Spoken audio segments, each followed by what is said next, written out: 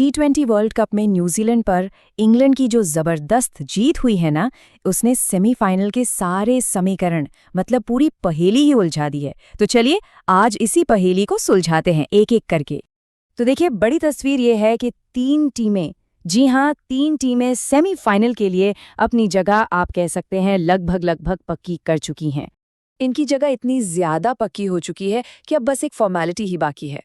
पर सवाल ये है कि ऐसा क्यों है? चलिए आगे यही समझते हैं। और हाँ, सिक्के का दूसरा पहलू भी है। जहां तीन टीमें अंदर हैं, वहीं तीन और टीमें हैं जिनका वर्ल्ड कप का सफर अब यहीं खत्म हो गया है। अब उनके आगे बढ़ने के जो भी गणितीय चांस थे, जो भी थोड़ी बहुत उम्मीदें थीं, वो सब अब खत्म हो चुकी हैं। और यहीं से तो सारा खेल मजेदार हो जाता है, क्योंकि तीन टीमें अंदर, तीन बाहर। इसका मतलब सेमीफाइनल में अब जगह बची है सिर्फ एक। जी हाँ, सिर्फ एक आखिरी टिकट, और उसके लिए दो बड़ी टीमें बिल्कुल आमने सामने हैं। तो क्या है ये पूरी कहानी? चलिए इसे जरा विस्तार से समझते हैं। तो सबसे पहले बात करते हैं उन टीमों की जो अब कह सकते हैं कि आराम से बैठ सकती हैं, जिनका रास्ता सेमीफाइनल के लिए लगभग साफ है। ये टीमें हैं इंग्लैंड, जिनके 6 पॉइंट्स हैं, साउथ अफ्रीका 4 पॉइंट्स के साथ, और न्यूजीलैंड जिनके सिर्फ 3 पॉइंट्स हैं। अब देखिए, इंग्लैंड और साउथ अफ्रीका तो क्वालिफाई कर चुके हैं, इसमें कोई शक नहीं। लेकिन असली जो पेच है ना, वो न्यूजीलैंड को लेकर है। यही सबसे बड़ा सवाल है कि सिर्फ 3 पॉइंट्स के साथ न्यूजीलैंड को क्वालिफाइड क्यों माना जा रहा है, खास तौर पर तब जब पाकिस्तान जैसी टीम गणित के हिसाब से अभी भी उनकी बराबरी कर सकती है।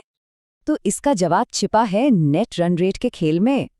बात यह है कि पाकिस्तान को क्वालिफाई करने के लिए श्रीलंका को इतने बड़े अंतर से हराना होगा, इतना बड़ा कि उसे लगभग नामुमकिन माना जा रहा है।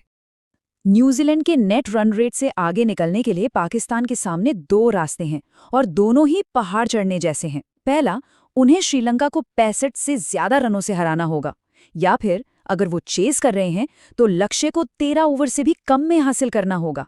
अब सोचिए, श्रीलंका जैसी मजबूत टीम के खिलाफ उन्हीं के घर में ये करना कितना मुश्किल है। T20 में इतना बड़ा मार्जिन मतलब बहुत ज्यादा रिस्क, और ये रिस्क उल्टा भी पड़ सकता है। तो ये तो हुई क्वालिफाई करने वाली टीमों की बात। अब जरा उन टीमों पर भी नजर डाल लेते हैं जिनका सफर इस वर्ल्ड कप में यहीं तक था। तो देखिए, जिम्बाब्वे तो ऑफिशियली बाहर है ही, और जैसा हमने अभी देखा, वो जो नामुमकिन सी चुनौती है, उसी की वजह से पाकिस्तान और श्रीलंका दोनों को भी अब इस रेस से बाहर ही माना जा रहा है। और अब आते हैं इस पूरे समीकरण के सबसे रोमांचक हिस्से पर, वो एक आखिरी जगह जिसके लिए अब होने वाली है असली जंग। ये जंग है भारत और वेस्ट इंडीज के बीच। और देखिए, मामला कितना बराबरी का है। दोनों ने 2-2 मैच खेले हैं, एक जीता है, एक हारा है, और दोनों के पॉइंट्स भी बराबर हैं, 2-2। मतलब एक हाई वोल्टेज मुकाबले की पूरी तैयारी हो चुकी है। तो अब net run rate, points table, calculator, इन सबको भूल जाइए, क्योंकि अब जो सिचुएशन है ना, वो बिल्कुल सीधी और साफ है।